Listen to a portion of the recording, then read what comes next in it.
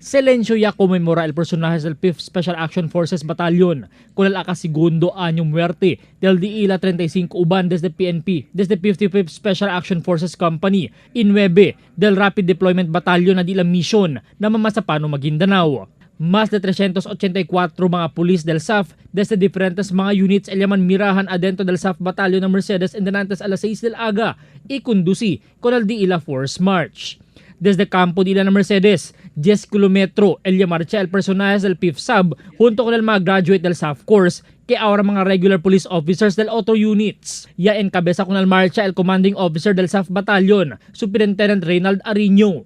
Fresco pa asigun siyempre na memorya del SAF, aki ng Mercedes el pasada del DILA Batalyon. Por causa ta akorda pa sila el mga tiempo taman junto sila na DILA mamisyon. Antes el controversial Mamasapano massacre. Asigun na SAF, hindi lang 44 SAF el takomemora sila el sa tiempo, sino el se llama Fallen 56. Por causa 56 mga SAF commandos ya el yamuri kanila desde año 2010. El otro aquí, yamuri na mga separado mission na basilan Sulu y Zamboanga Siege.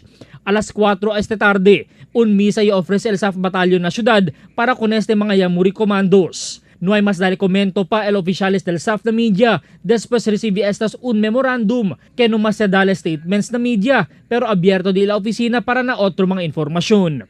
Albert Luna, Dateline Zamboanga.